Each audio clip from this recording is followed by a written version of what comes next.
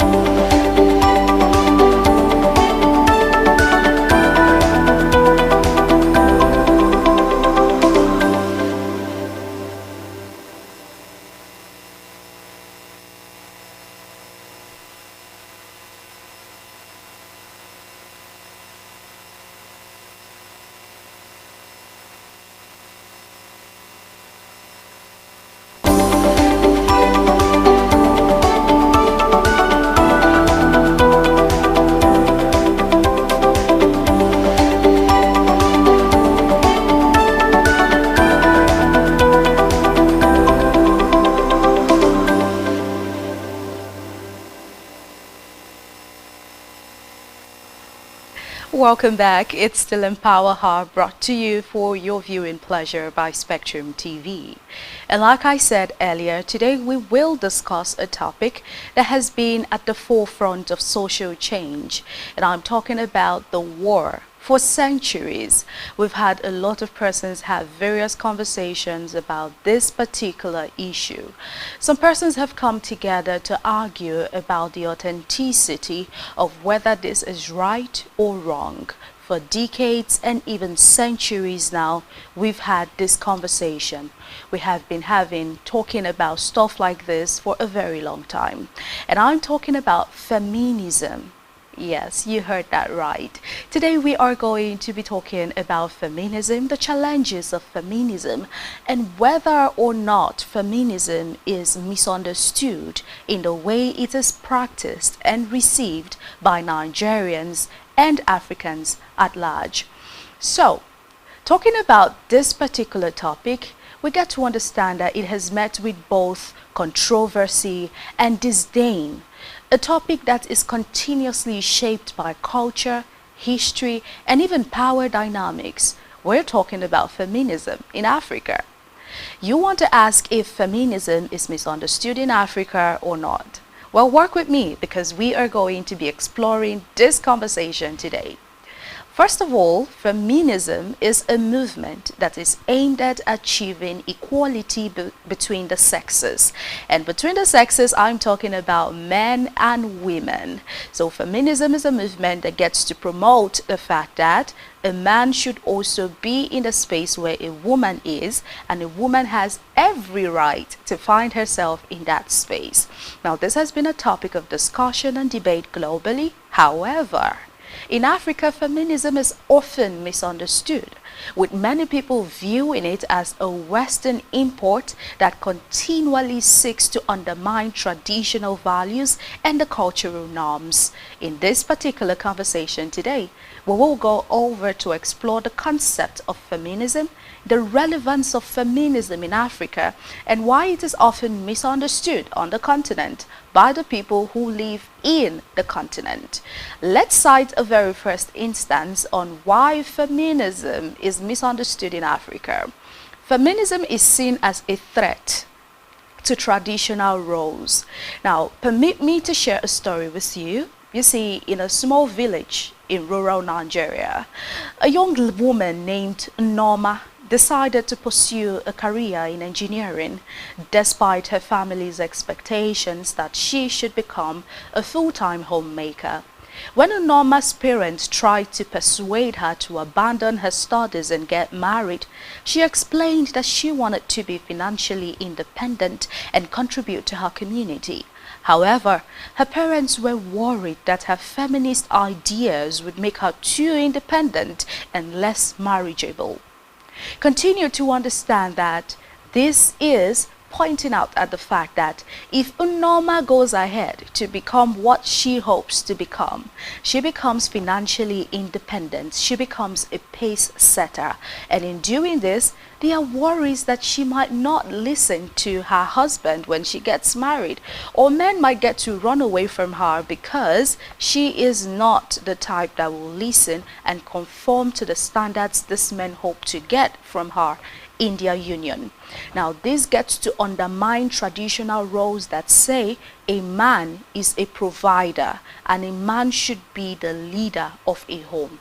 Now, when you place this side by side, you get to understand why most of the men will deliberately try to misunderstand the agenda behind feminism that preaches equality, that preaches separation of sexes, that also says that what a man can do, give a woman a chance to do it even better. Let's look at another aspect as to why feminism is widely misunderstood in Nigeria. We're talking about cultural and traditional barriers right here, getting to explore how the cultural and traditional norms get to often limit the understanding and acceptance of feminism in Africa. You see, many African cultures have traditional rules and values that often emphasize the role of women as only caregivers and homemakers. These norms can make it very difficult for people to learn to understand and accept the idea of feminism, which is seen as challenging these traditional roles. Why is a woman an engineer when she could be at home and take care of her husband and her children?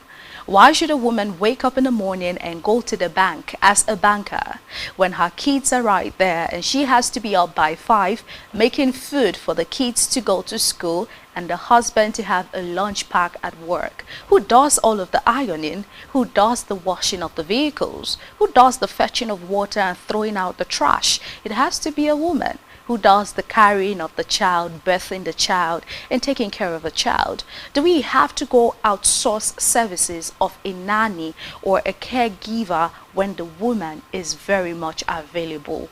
All of these traditional roles and more are barriers and reasons why Africa tends to misunderstand the concept of feminism. Let's go over to yet another place where African feminism is misunderstood. Now, this is the impact of colonialism and imperialism.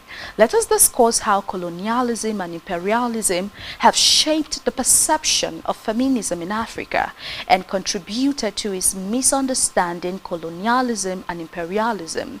It has a profound impact on African culture and even the society at large, and we cannot deny that it has contributed to the marginalization and the exclusion of African women. Let us also look at feminism and religion. We are examining the relationship between feminism and religion in Africa and how religious beliefs gets to influence attitudes towards feminism. You see, many people in Africa get to believe that feminism is incompatible with religious values and that it continuously seeks to undermine the authority of religious leaders. Do not forget that feminism tells the woman that you are equal to the man.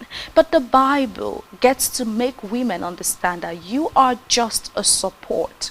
You are just a helpmate. You are the neck to the head biologically, and so the head should be able to house the brain that gives instructions to other parts of the body, and that makes it even more bigger, more superior to any other part of the body. But when feminism comes into your space and makes you understand that you are as equal, capable, and ready as the head to turn, pivot, and go through life the way you should. A lot of persons find a problem with that because at that point in time, it has gotten to undermine the religious beliefs that points out to the woman that she has to stay subjugated. She has to stay submissive to the husband in order to have a good, healthy and happy married life. Let's also look at the role of media and representation in why feminism is grossly misunderstood in Africa. Let us get to analyze how the media represents feminism and other feminist issues in Africa. How has this contributed to the misunderstanding and the stereotypes? You see, the media gets to play a very powerful role in shaping public opinions and perceptions, and this can either promote or undermine feminist values and ideas. We are also highlighting the works of a lot of media movements when we talk about showing the negative sides of feminism, talking about things that gets to point out the fact that feminism is the one and only reason why we have a high rate of divorce and separation in marriages these days. Talking about feminism being the reason why women have refused to be subjugated these days. Talking about feminism being the reason why women now have a lot of values and ideas, and highlighting the shortcomings of women as a result of keying into feminism. Now the media does the amplification of most of these things, and people get to believe that whatever it is we come out to say about feminism is aimed at making the average African woman stubborn, headstrong, and unwilling to bend to what the man wants her to do. Let's move forward and also talk about feminist movements and activism in Africa.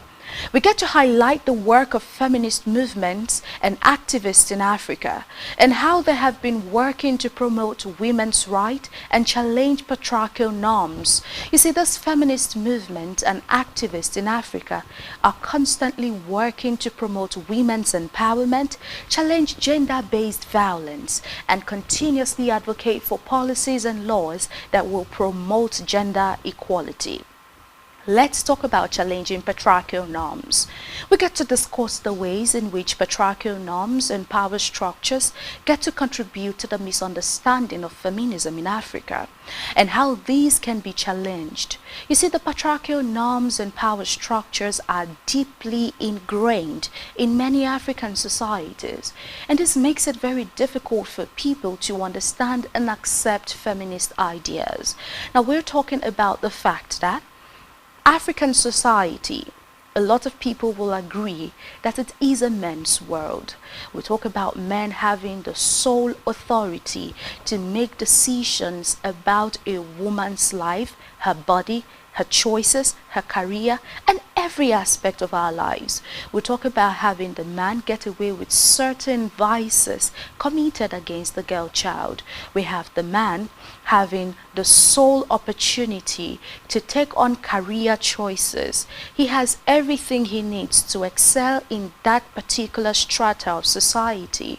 But then you take the woman and you make the woman understand that all she needs to do is come into this world, have primary education, and jump right into the hands of another available man who is ready to get married to her and just put her right there in the home. Nadia shares a story with us. Nadia says she has just graduated from college last year in August, and having a conversation with a potential suitor who was introduced to her by her mother. They get on with the introductions, and she is right ahead telling him of the fact that she just finished school and yes, she has a job. And the man goes right ahead to say it's not about having a job for the girl child. It is about you getting married. After all, you are a girl. So very soon we should be talking about getting you married, or we should be seeing you in your husband's house. And Nadia explains further that she goes right ahead to make him understand that she has more dreams, ambitions, and aspirations, but he picks offense, and let's say the talking stage gets to go off at that point in time. She picks offense at the fact that this man likened her to an object that will be seen, kept in a man's house without any dreams, life goals, or ambitions. Now, this is what the patriarchal society does to the girl child. The patriarchal society seizes the opportunity and the choice and the will of a girl child. Talking about the girl child not even being able to decide if she wants to get married at a particular age or not. Having the girl child not have the chance to say, no, I am not in the mood to please my husband tonight, without having that same husband force himself on her. We're talking about no marital laws that get to talk about marital rape. We're talking about no standard laws that helps the girl child against statutory rape. We're talking about no standard laws that makes a woman okay enough to wear what she wants, go where she wants, and be who she is. A lot of times when we talk about rape incidences, we get to hear conversations circling around what was she doing there, why was she there, did she have to go there, and all of the questions they would ask, even down to what was she wearing. But in recent times, we've had conversations where even the women, the sect of women who wear the hijabs and cover all of their bodies except their face showing, they get to share with us that they too have been victims of sexual harassment by men, either verbally or even physically. And then we want to ask a question: what the patriarchal society wants from the women. Let us go ahead and talk about the importance of intersectionality. Let us explore its importance in understanding feminism in Africa, and how different forms of oppression get to intersect to impact women's life.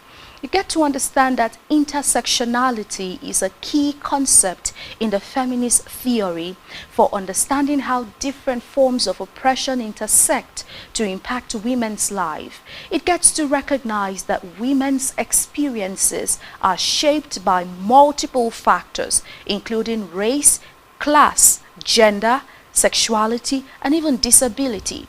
It talks about feminism and development. It gets to examine the relationship between feminism and its development in Africa, and how feminist approaches can contribute to more equitable and sustainable development.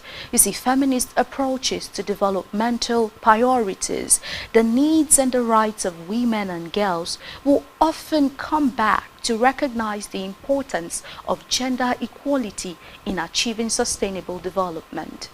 It gets to help us break down stereotypes, challenging common stereotypes and misconceptions about feminism in Africa, and promoting a more nuanced understanding of the movement, making you understand that feminism, often seen as a Western import, but it is a global movement that seeks to promote gender equality and challenge patriarchal norms. It helps to build an inclusive future. You see, discussing the ways in which feminism can contribute to the building of a more inclusive and equitable society in Africa, and how different stakeholders can work together to promote women's rights and empowerment by working together, hoping to build a future that is more equitable for all.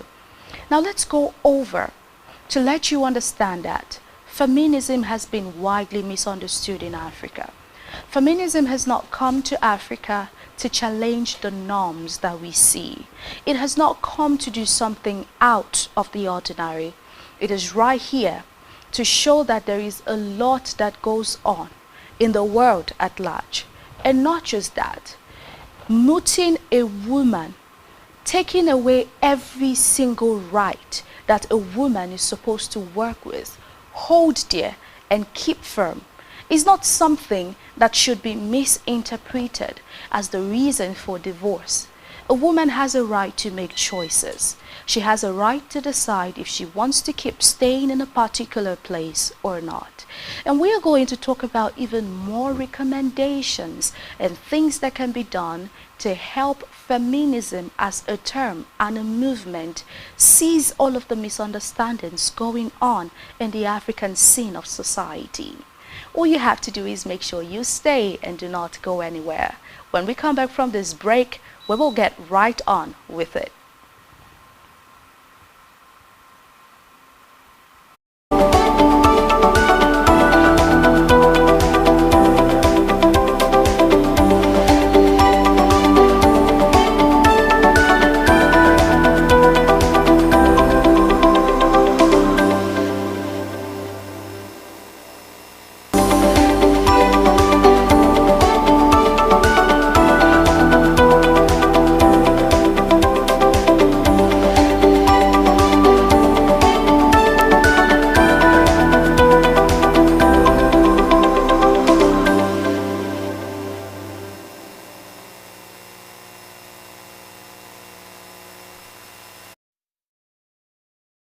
Back, it's still Empowerher on Spectrum TV, and we have been talking about feminism and why feminism is widely misunderstood in Africa.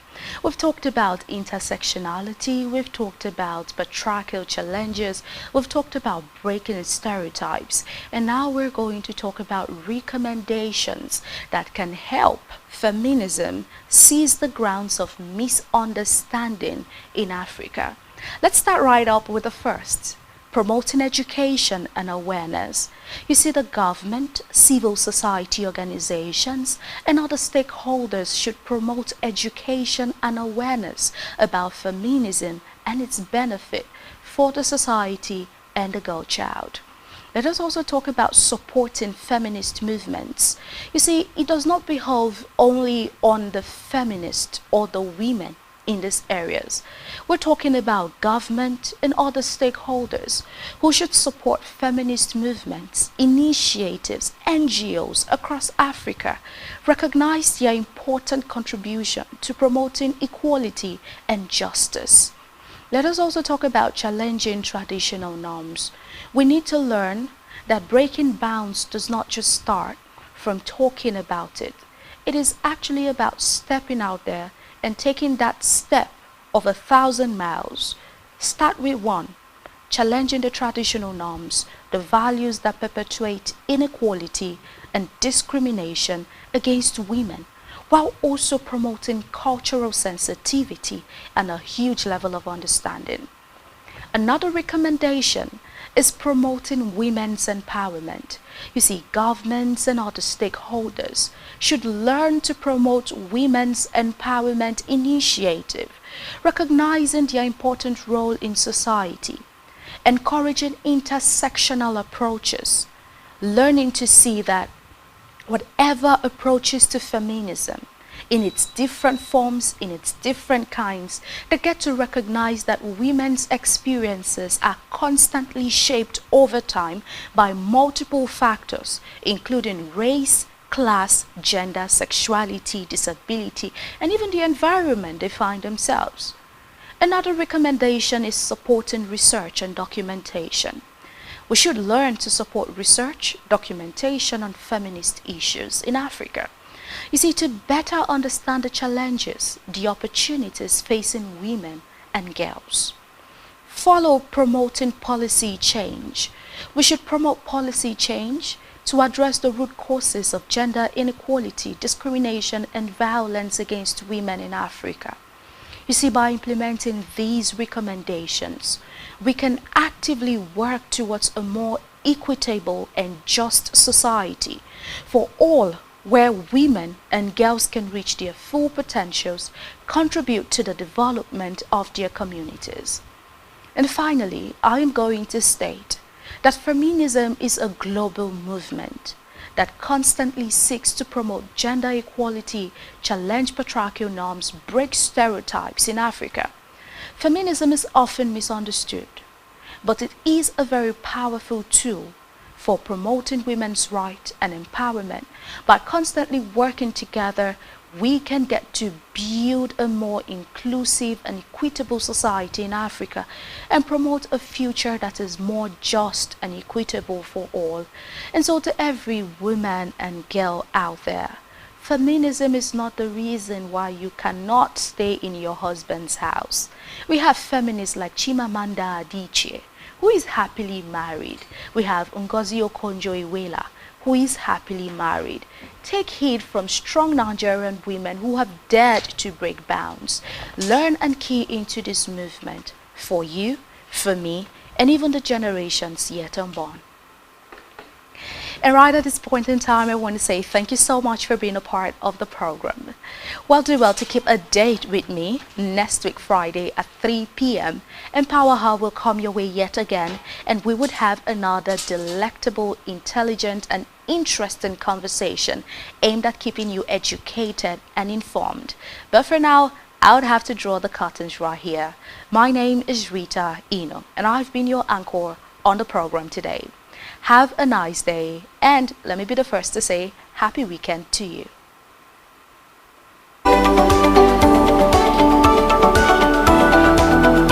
Sir?